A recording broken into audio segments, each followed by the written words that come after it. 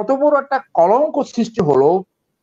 আর প্রথম আলোর রিপোর্টার যে আজকে এখন বোধহয় 209 জন মারা গেছে কনফার্ম ডেট।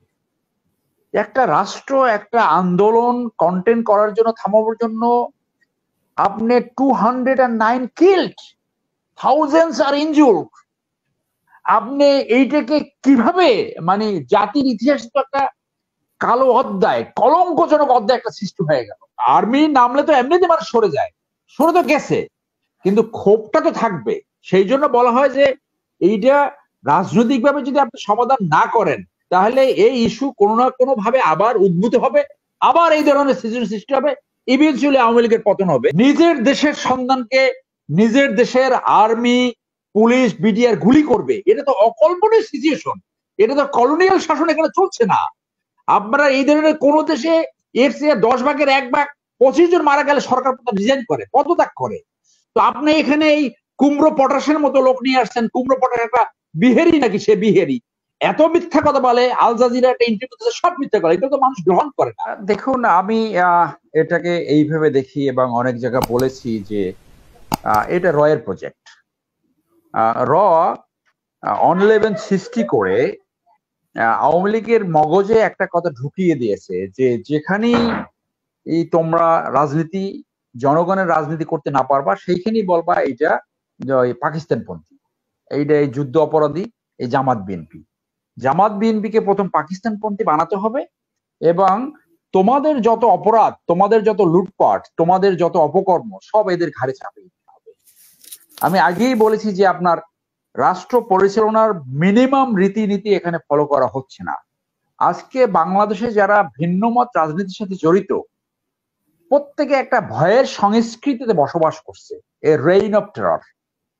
মনে করেন তারা ইচ্ছে করলে যে কাউকে অ্যারেস্ট করতে পারে, এনিয়ন, কোনো আইন কানুন, কোনো সংবিধান, কোনো কিছু প্রয়োজন নাই।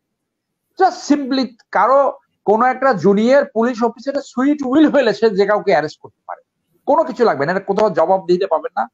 একটা গল্প বানাবে এফআইআরে, তারপর দিবে আপনার বাই দিস টাইম আপনার জীবন থেকে 3 মাস চলে যাবে। সো মিনিমাম একটা জবাবদিহিতার জায়গা কোথাও নাই। এবং আমাদের যে আইন শৃঙ্খলা বাহিনী যে ভার্সনগুলো দেয়, যে ন্যারেটিভ গুলো দেয়, এইটা এদেশের মানুষ বিশ্বাস করে না, ম্যাক্সিমাম মানুষ বিশ্বাস করে না। তারা in accordance with the law খুব কম কাজ করে, এটা রেজিমকে স্যাটিসফাইড করার জন্য কাজ করে, তাদেরকে স্যাটিসফাই করতে চায়। যে জুডিশিয়াল ইনকোয়ারির কথা বলা হলো, আমরা তো 21শে আগস্টের পরে একটা জুডিশিয়াল ইনকোয়ারি দেখেছি, জনৈক বিচারপতি জয়নাল আবেদিন করেছিল, সেটিকে মানুষ গ্রহণ করেছে। বর্তমান যে বিচারপতি সাহেবকে দিয়ে করা হয়েছে, তিনি কেন 6টা মৃত্যুকাণ্ডের উপরে তদন্ত করবেন? Why not all? তাহলে কি মৃত্যুরও কি একটা ক্লাসিফিকেশন হয়ে গেল, শ্রেণীবিন্যাস হয়ে গেল? এটা তো হওয়া উচিত না। উনি ডিএজে ছিলেন, অত্যন্ত ভালো জাজ, ভালো মানুষ, কিন্তু তিনি তদন্ত করে রাজনৈতিক ইনফ্লুয়েন্সের বাইরে কতটুকু যেতে পারবেন সেটা কিন্তু এদেশের মানুষ দেখবে, আমরা কিন্তু সেটা দেখব। কিন্তু আমরা তো জুডিশিয়াল ইনকোয়ারির বা স্ট্যান্ডার্ড দেখেছি, আগেই দেখেছি। তো সেইখানে আপনি দেখেন যে আজকে বাংলাদেশের ইতিহাসে কত বড় একটা কলঙ্ক সৃষ্টি হলো। আর প্রথম আলোর রিপোর্টার যে আজকে এখন বোধহয় 209 জন মারা গেছে কনফার্ম ডেট। একটা রাষ্ট্র একটা আন্দোলন কন্টেন করার জন্য থামাবার জন্য আপনি 209 কিল্ড, থাউজেন্ডস আর ইনজুর্ড। আপনি এইটাকে কিভাবে মানে জাতির ইতিহাসে তো একটা কালো অধ্যায়, কলঙ্কজনক অধ্যায় একটা সৃষ্টি হয়ে গেল। এইটা তো যতদিন বাংলাদেশ নামে একটা ভূখণ্ড থাকবে, এই ব্ল্যাক জুলাই সেটা তো সবসময় সামনে আসবে যে কি হয়েছে। আপনাদের নিশ্চয়ই মনে আছে যে এক নূর হোসেন যখন নিহত হয়েছিল 90-এর আন্দোলনে, এরশাদ, আমি শুনেছি যে এরশাদ সেই সময় নূর হোসেনের বাবার কাছে গিয়েছিল, যা মানে বিনীত ভাবে, করজোড়ো ভাবে ক্ষমা চেয়েছিল যে আপনার ছেলে নিহত হয়েছে, আমি ক্ষমা চাচ্ছি, আপনি কথা দেন যে আমাকে ক্ষমা করে দিয়েছেন। আজকে আওয়ামী লীগের নেতৃত্ব এই যে 209 জন নূর হোসেন সৃষ্টি হয়ে গেছে, কয়জনের কাছে যাবেন? মেট্রো রেল ভিজিট করার আগে আপনার তো যারা নিহত হয়েছে তাদের বাড়ি যাওয়া উচিত ছিল, প্রত্যেকের বাড়ি। হয়তো প্রধানমন্ত্রী সব জায়গায় যেতে পারবে না, তারা ভাগ করে দিতে পারতো যদি সত্যিকারে আপনাদের রিপেন্টেন্স, ইয়েস, যদি রিপেন্টেন্স থাকতো। এগুলো তো ডেলিভারের আদেশ ছাড়া হয় না। শোনেন, এইগুলো যারা রাষ্ট্রযন্ত্রের সাথে জড়িত কিভাবে পরিচালিত হয় মিল্লাত ভাই জান, আমিও জানি। এই অন্য কেউ যদি এই কিলিং এর জন্য আদেশ দিয়ে থাকে, তাহলে তো সে সাথে সাথে তাকে গ্রেপ্তার করা হবে যে অবৈধভাবে সেই খুন করছে। এই খুনের দায়িত্ব তো সরকার প্রধান কোনোভাবে অ্যাভয়েড করতে পারবে না বাই এনি অ্যাকাউন্টস। আজকে লো লেভেল একজন কনস্টেবল যে অপরাধ করবে সেটা দায়িত্ব সরকার প্রধানকে নিতে হবে। এটা তো কোনোভাবে অ্যাভয়েড করার কোনো সুযোগ নাই। এবং যে কোনো জেনোসাইডের ডেফিনেশনে দিস ইজ এ জেনোসাইড। যখন কোনো একটা গোষ্ঠী বা গ্রুপকে এনহিলেট করতে চায়, দ্যাট ইজ এ জেনোসাইড। আপনি একটা এই আন্দোলন, এটা তো এই আর্মি নামলে তো এমনিতে মানুষ সরে যায়, সরে তো গেছে, কিন্তু ক্ষোভটা তো থাকবে। সেই জন্য বলা হয় যে এইটা রাজনৈতিকভাবে যদি আপনি সমাধান না করেন, তাহলে এই ইস্যু কোনো না কোনো ভাবে আবার উদ্ভূত হবে, আবার এই ধরনের সিচুয়েশন সৃষ্টি হবে, ইভেন্চুয়ালি আওয়ামী লীগের পতন হবে। এখন সরকার পতনের যে ইস্যু, মিল্লাত ভাই বললেন যে এটা আন্দোলনটা শুরু হলো, কোটা কোটা দাবি মানা হলো, আরো নতুন নতুন দাবি, এটাই হয়, নতুন দাবি কিন্তু সামনে আসে। মিল্লাত ভাই নিশ্চয়ই জানে যে ফ্রেঞ্চ রেভলিউশন 10 বছর ধরে চলেছে, 1789 থেকে 1799 পর্যন্ত। এইখানে মূল ইস্যুটা ছিল এইরকম অপশাসন, দুঃশাসন এবং সেই লুই দ্য 16 ভোগবাদিতা। লুই দ্য 16 ওয়াইফ মেরি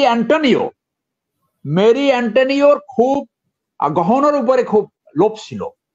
তিনি রাষ্ট্রের কোষাগার থেকে সেইখান থেকে নেকলেস বানাতো, খুব নেকলেস। এই নেকলেস মানুষ অন্যান্য ইস্যুর সাথে এই তখন লুই দ্য 16 পতনের জন্য নেকলেস ইস্যুটা সামনে আসলো। আপনি এখন গুগল করেন ডায়মন্ড নেকলেস অ্যাফেয়ার, আপনি দেখবেন ওইটা পেয়ে যাবেন ওখানে। সো ওই নেকলেস মূল কারণ হলো অপশাসন, দুঃশাসন, লুটপাট, ভোগবাদিতা ইত্যাদি ইত্যাদি। কিন্তু ইস্যু সামনে আসলো কি? Necklace affairs. আলজেরিয়াসে সরকার পতন হলো, রুটির দাম বাড়ালো, সরকারের পতন হয়ে গেল। আপনি ফিলিপিন্সে এই একই কারণে 1986 সালে ফার্দিনান্দ মার্কোসের পতন হলো। তার ওয়াইফ এই রাষ্ট্রীয় বিমান নিয়ে ইটালিতে যেত আপনার জুতো কিনতে। তো এইগুলা মানুষের কিউমুলেটিভ যে গ্রিভেন্সেস, কিউমুলেটিভ যে ক্ষোভ, এইভাবে আস্তে আস্তে আস্তে আস্তে পুঞ্জীভূত হতে থাকে। এই পুঞ্জীভূত ক্ষোভ আপনার কোনো না কোনো ইস্যু দিয়ে সবসময় সামনে আসে এবং তখন এই ধরনের ইস্যু সৃষ্টি হয়। এখন আসেন মেট্রো রেল। আমি মিল্লাত ভাইয়ের সাথে পরিপূর্ণভাবে একমত। যারা এই ভ্যান্ডালিজম করেছে তাদেরকে অবশ্যই শাস্তি সম্মুখীন করতে হবে। বাট বাংলাদেশের কোনো সচেতন মানুষ কখনোই রাষ্ট্রীয় সম্পদ নষ্ট করতে পারে না। আমি 1984 সাল থেকে 86 সাল পর্যন্ত সূর্য সেন হলে ছিলাম ঢাকা বিশ্ববিদ্যালয়ে। সেই সময় এরশাদ বিরোধী আন্দোলন চলছিল। আমি আর্মিতে চলে গেলাম আপনার জুলাই 1986। এই জানুয়ারি বা ফেব্রুয়ারি মাসে এত বড় একটা প্রসেশন হলো আওয়ামী লীগ বিএনপি মিলে, যেটা ঢাকা বিশ্ববিদ্যালয় থেকে অরিজিনেট হয়ে আপনার তোপখানা রোড হয়ে পল্টন হয়ে বাংলা মোটর পর্যন্ত আসলো। মানে মিনিমাম 5 মাইল লম্বা একটা মিছিল। আমি তো ছাত্র মানুষ, উত্তেজিত টকবাগে তরুণ, জাতীয়তাবাদী ধ্যান ধারণা পোষণ করি, মিছিলে শরিক হয়ে গেলাম। আমাদেরকে বললো সবাই আসতে হবে, গেলাম। যখন সেই মিছিলটা বাংলা মোটরে আসলো, একটা চকচকা একটা মাইক্রোবাস, সেই মাইক্রোবাসটা দেখলাম কে বা কারা হঠাৎ করে মাইক্রোবাস ভাঙা শুরু হলো, একটু পরে দেখলাম আগুন দিল। সো এই যে একটা ম্যাসাকার গ্রুপ সবসময় থাকে, কোত্থেকে আবির্ভূত হয়, এর ভিতরে টোকাই শুরু হয়ে যায়। এই বিভিন্নভাবে যখন এই ধরনের সৃষ্টি হয়, তখন কিন্তু এদেরকে কেউ পারে নাই, কেউ নিয়ন্ত্রণ করতে পারে না অনেক সময়। কিন্তু এখনকার সুবিধা হলো কি, আপনার অন্তত কোনো না কোনো ক্লোজ সার্কিট ক্যামেরায় কে এই অপরাধটা করেছে সেটা কিন্তু ধরা যাবে। যেমন আমরা একটা রিপোর্ট দেখলাম কোন একটা টিভি স্টেশনে যে আপনার সেতু ভবনে কি হয়েছিল। তো আপনি তো তাদেরকে বাইর করতে পারবেন। এইখানে যারা অন্যায় করেছে শুধু তাদেরকে শাস্তি দিতে হবে, কিন্তু সেইটাকে আপনি প্রতিহিংসা করেন হইয়া গণগ্রেপ্তার করবেন, পাইকিরের গ্রেপ্তার করবেন, এটা তো ওই একই 2009 থেকে যা করছেন সেইগুলি আপনারা করতেছেন। তো এইটা তো মানুষ আরো খেপে যাবে। মেট্রো রেল একটা এক ধরনের সিকিউরিটি ছিল। শুনে না, মেট্রো রেলে কিন্তু 2001 সালে যা করেছে, 2013 সালে যা করেছে, এখন তা শুরু করেছে। ওনারা তো উল্টা বলছেন যে এই একই ভাষণ তো তারা দিয়ে যাচ্ছে। আসলে কি রিয়েলিটি তাই? একই ভাষণ। আওয়ামী লীগ আপনার কোন রাজনৈতিক ইস্যুতে আন্দোলনকে সমর্থন দেয় নাই? কোন রাজনৈতিক ইস্যুতে সমর্থন দেয় না আপনি বলেন তো? এমনকি অন-11 সরকারকে বলছে আমাদের আন্দোলনের ফসল এবং সমস্ত কার্যক্রমকে বৈধতা দেওয়া হবে। তো আপনি করলে সহি, আরেকজনের সমর্থন করলে সে অসহি, এটা তো হতে পারে না। যে কোনো বৈধ আন্দোলনের সমর্থন দেওয়া রাজনৈতিক দল তো পরের কথা, যে কোনো নাগরিকের আপনার মোরাল রেসপন্সিবিলিটি সমর্থন দেওয়া, না হলে রাষ্ট্র কিভাবে ঠিক থাকবে? এখন আসেন যে মেট্রো রেল স্টেশন গুলো তো কোনো এক ধরনের প্রোটেকশন ছিল, সেটাকে কিভাবে ভাঙলো, কারা ভাঙলো? আমাকে একজন ইনফর্ম করলো, আর যারা তদন্ত করবে তারা এটা নিতে পারে যে ওখানে যে এই আপনার মিরপুর ক্যান্টনমেন্ট থেকে যে বাসগুলো গুলিস্তান বিভিন্ন জায়গায় যেত, এই বাসগুলোর বিজনেস বন্ধ হয়ে গেছে। বাসগুলোর বিজনেস বন্ধ হয়ে গেল। মেট্রো রেল স্টেশনে একটা 10 বছর একটা ছেলেকে গুলি করে তার ঘিরু বাইর করে দিছে আর কি, কোন সন্ত্রাসী গ্রুপ ধরা হয়ে থাকে যে তারা ক্ষমতার সাথে জড়িত, এইটাকে স্পার্ক করেছে। তো আপনি সব গেট গুলো যদি আটকাই দিতেন, নিশ্চয়ই যে কেসি গেট ওই যে পোলাপান আন্দোলন করছে অথবা বস্তি যেই হোক, তারা কিন্তু ওইটা ভাঙ্গা ভেরি ভেরি ডিফিকাল্ট। ওই যে বাস ড্রাইভাররা, তারা যে তাদের বাস যে বসে রয়েছে আপনার পল্লবী থেকে চালাতে পারে না, এইটার কোন গ্রুপ এইটার সাথে জড়িত কিনা সেটাও খতিয়ে দেখা দরকার। সো আপনার হটেবার আমাদের জাতীয় সম্পত্তি নষ্ট করছে, কিন্তু জীবন আগে না সম্পত্তি আগে? আপনারা তো আগে যারা মারা গেছে তাদের খোঁজ খবর নেওয়া ছিল, এবং এই ছোট একটা ঘটনায় বৃহস্পতি এবং শুক্রবারের ভিতরে শুক্রবার সবচেয়ে বেশি মারা গেছে। এইরকম ওপেন গুলি আপনার মব কন্ট্রোল করার জন্য একটা ড্রিল আছে যেগুলোকে শিখানো হয়, সেটা হলো আগে আপনি ওয়ার্নিং দেবেন, তারপরে আপনি ফাঁকা গুলি করবেন, না হলে আপনি পায়ে গুলি করবেন। প্রত্যেকের বুকি গুলি কারা করো? নিজের দেশের সন্তানকে নিজের দেশের আর্মি, পুলিশ, বিডিআর গুলি করবে? এটা তো অকল্পনীয় সিচুয়েশন, এটা তো কলোনিয়াল শাসন এখানে চলছে না। আপনারা এই ধরনের কোন দেশে এর চেয়ে 10 ভাগের 1 ভাগ 25 জন মারা গেলে সরকার রিজাইন করে, পদত্যাগ করে। তো আপনি এখানে এই কুমড়ো পটাশের মতো লোক নিয়ে আসছেন, কুমড়ো পটাশ একটা বিহেরি নাকি সে বিহেরি, এত মিথ্যা কথা বলে। আল জাজিরা একটা ইন্টারভিউ সব মিথ্যা করে, এগুলো তো মানুষ গ্রহণ করে না। আপনি যখনই সত্যের সাথে না থাকবেন, ম্যান্ডেট, জনগণের ম্যান্ডেট নিয়ে না থাকবেন, তখন এই ধরনের সিচুয়েশন হবেই।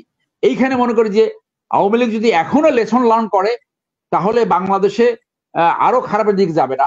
না হলে ভবিষ্যতে আরেকটা ইস্যু আসবে, সেই ইস্যুর ভিতর থেকে হয়তো দেশ আরো সাফার করবে, আরো ভ্যান্ডালিজম হবে, আরো এগুলো হবে।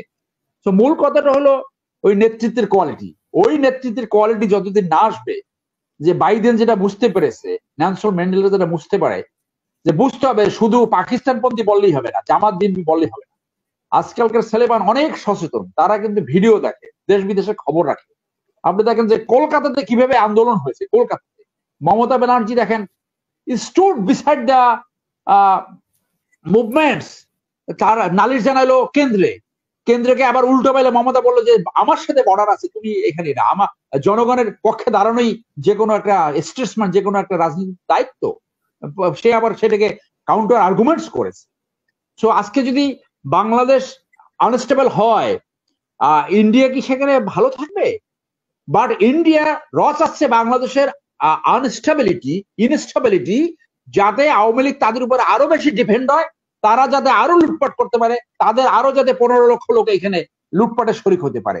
ওই জায়গা থেকে আজকে এই ইন্ডিয়ার চক্র থেকে যতদিন পর্যন্ত আওয়ামী লীগ না বেরাবে, ততদিন তারা জনগণের রাষ্ট্র, জনশাসন, জনকল্যাণ এগুলো কোনো কিছু করতে পারবে না। ধন্যবাদ।